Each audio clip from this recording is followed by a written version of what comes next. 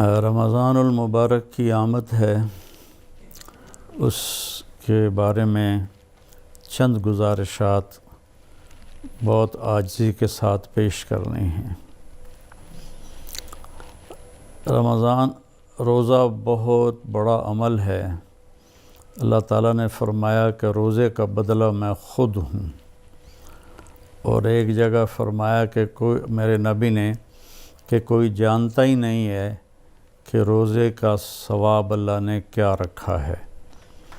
تو اللہ ہمیں توفیق دے روزے رکھنے کی۔ تو اس سے پہلے ہم اپنے دلوں کو صاف کر لیں۔ کسی کی نفرت ہے اس کو صاف کر دیں، بغض ہے، حسد ہے، کینہ ہے۔ کینہ ہوتا ہے کسی کو نقصان پہنچانے کی نیت، یہ بغض سے زیادہ بڑی چیز ہے۔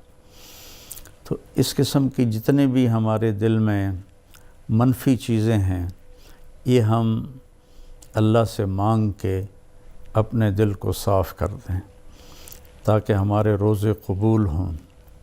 اور خاص طور پر اگر ماں باپ کی نافرمانی ہے تو رمضان میں اس کی بخشش نہیں ہوتی۔ ماں باپ کے پاؤں پکڑ کے معافی مانگ لیں۔ اگر شراب کی عادت ہے تو شرابی کی بھی بخشش نہیں ہوتی، توبہ کر لے تو سب معاف ہے۔ تو اس سے بھی ہم توبہ کریں۔ اور رشتہ داروں سے برا سلوک ہے تو اس سے بھی ہم توبہ کریں اور ان سے ملیں، جا کر جھک جائیں۔ اور جھک جانے میں اللہ نے عزت رکھی ہے۔ اور کسی کے بارے میں دل میں کینہ ہے، یعنی اس کو نقصان پہنچانے کی نیت اور ارادہ ہے، اس سے بھی توبہ کریں تو انشاءاللہ ہمارے روزے اللہ کی بارگاہ میں قبول ہوں گے۔ آخری رات اللہ فرماتے ہیں کہ دن کے روزے اور رات کے قیام کی وجہ سے میں نے ان کے سارے گناہ معاف کر دیے۔ اور اللہ تعالیٰ نے ہر امت پہ روزہ فرض کیا ہے۔ ہمارے لیے روزہ آسان کیا ہے کہ ہمارے لیے سحری بھی ہے اور ہمارے لیے افطاری بھی ہے۔ تو اہتمام سے ہم ان روزے رکھیں اور کوشش کریں کہ پیٹ بھر کے نہ کھائیں تاکہ جسمانی فائدہ بھی ہو، روحانی فائدہ بھی ہو۔ اگر ایک مہینہ پورا ہم اس طرح روزہ رکھیں کہ ہمیں ظہر سے بھوک لگنی شروع ہو جائے تو پورے مہینے میں ہمارے جسم کے اندر جتنی بھی کثافتیں اور غلط چیزیں جمع ہیں وہ ساری دھل جاتی ہیں اور صاف ہو جاتی ہیں۔ تو رمضان کا مطلب ہے جل جانا۔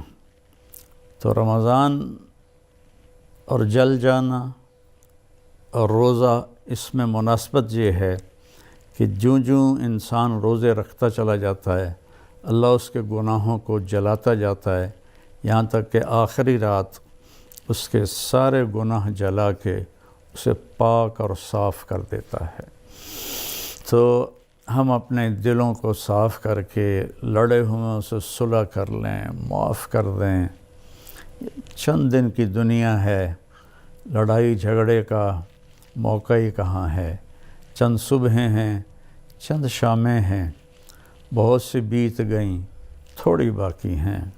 بہادر شاہ ظفر رحمۃ اللہ علیہ کا شعر ہے، ان حسرتوں سے کہہ دو کہیں اور جا بسیں، اتنی جگہ کہاں ہے دل داغدار میں۔ تو دل داغدار میں اللہ کی محبت اور اللہ کے رسول کی محبت اور اللہ کے بندوں سے محبت اپنائیں تاکہ ہمارا ہر عمل قبول ہو اور اللہ تعالی ہم سے راضی ہو۔ اور دوسری بات یہ ہے مالدار حضرات کے لیے کہ زکوٰۃ کا تو ضرور اہتمام فرمائیں۔ بہت غربت ہے، اور بہت مہنگائی ہے، ہمارے گناہوں کی سزا ہے کہ مہنگائی کا عذاب ہے ہمارے اوپر۔ جو اللہ ہی ٹالے تو ٹالے، تو ہم سب اللہ کی بارگاہ میں توبہ کریں اور کھل کے مال خرچ کریں، زکوٰۃ بھی دیں، زکوٰۃ سے بڑھ کر بھی دیں، اور ڈھونڈ ڈھونڈ کر خاص طور پر ان لوگوں کو جو سوال نہیں کرتے اور گھر میں فاقہ ہے، انہیں تلاش کر کر کے ہم اپنا مال خرچ کریں کہ جو ہم نے خرچ کر دیا وہ ہمارا ہو گیا، جو ہم نے بچا کے جمع کر لیا وہ مرتے ہی پرایا ہو گیا، پتہ نہیں اولاد کا ہے یا کس کا ہے۔ تو زیادہ سے زیادہ اللہ کے نام پر مال خرچ کریں، غریبوں کو، ان کو ڈھونڈ کر، مریضوں کو، روزہ رکھنے والے روزہ رکھ نہیں سکتے ان کو ان کی امداد کریں، تو اللہ تعالیٰ آپ کے اس مال کو جہنم سے بچاؤ کا ذریعہ بنائے گا۔ اور کسی سے ناراض ہیں تو اس کو معاف کر دیں، کوئی آپ سے ناراض ہے تو اس سے جا کے معافی مانگ لیں، تو ہمارے روزے انشاءاللہ قبول ہو جائیں گے۔ کثرت سے تلاوت کریں قرآن کی۔ بخاری شریف کی روایت ہے، کانا رسول اللہ صلی اللہ علیہ وسلم اجود الناس، اللہ کے نبی سب سے زیادہ سخی تھے، وَأَجْوَدُ مَا يَكُونُ فِي رَمَضَانَ حِينَ يَلْقَاهُ جِبْرِيلُ يَأْتِيهِ كُلَّ لَيْلَةٍ فَيُدَارِسُهُ الْقُرْآنَ، اور رمضان میں آپ بہت زیادہ سخی ہو جاتے تھے جب جبریل آتے تھے، روزانہ رات کو آپ جبریل کے ساتھ قرآن کا دور فرماتے تھے۔ تو یہ واحد نبی ہیں جن کے پاس اتنی کثرت سے جبریل تشریف لائے، ہر رات تشریف لاتے تھے۔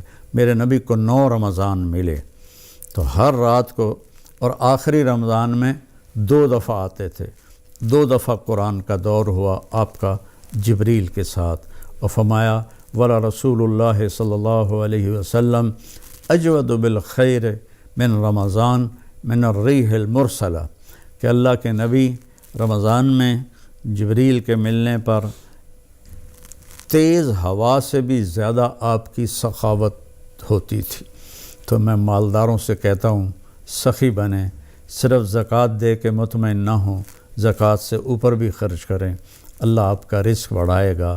اللہ مجھے آپ کو توفیق نصیب فرمائے۔ السلام علیکم ورحمۃ اللہ وبرکاتہ۔